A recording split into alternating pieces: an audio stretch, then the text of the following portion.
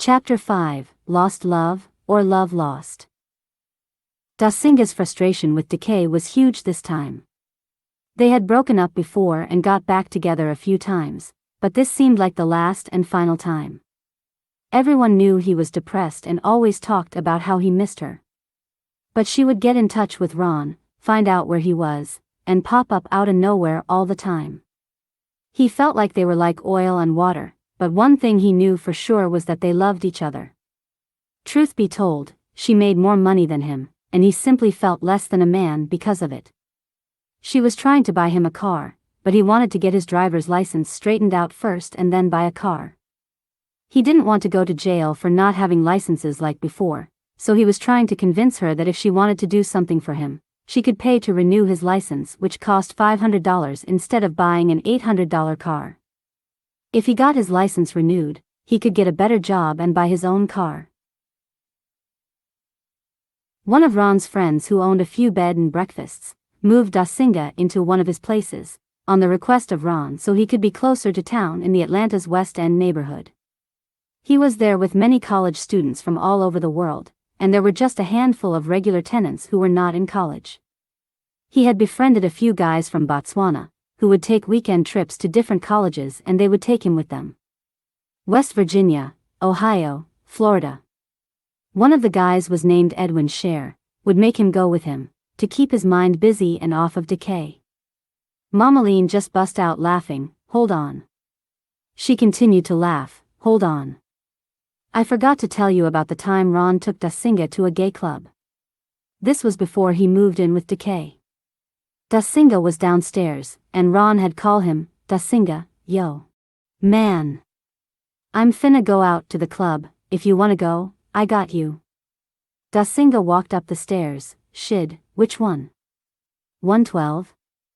Diamonds, and pearls? 20 grand? Which one?"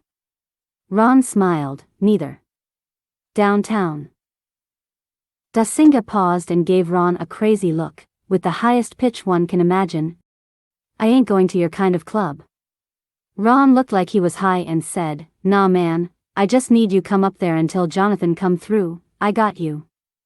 He's going out of town and I need to give him $500. I didn't want him to be running around the club all night looking for me because he's already late for his flight. Just sit at the bar and leave when he leaves." They arrived at the club and Dasinga was just looking at the cars. "These motherfuckers got money." Ron shook his head, "Oh yeah. These people are professionals. Athletes, singers, actors, businessmen and women and all kinds of folks. And they don't mind spending it." Ron gave Dasinga $50. "Here, this is for you until Jonathan arrive, and this is for Jonathan. Just hang out at the bar, and if anybody approach you." Dasinga said, "I know." Approaching the bar, Dasinga raised his hand to the bartender, "Rum and coke, please." A stranger looked at the bartender, "Put it on my tab." Dasinga looked at the man, "Thanks, but I'm not gay. I will only be here for a little while, waiting on a friend's friend." He saw a beautiful woman across from him smiling. "You can't seem to get a break, I see." Dasinga smiled, "Not in here." "Are you?" He paused because he didn't want to offend, but she smiled, "Yes, I'm a woman." Before he knew it he was sitting next to her, but as soon as he sat down another beautiful woman tapped him on the shoulder, "Yo, that's my bitch."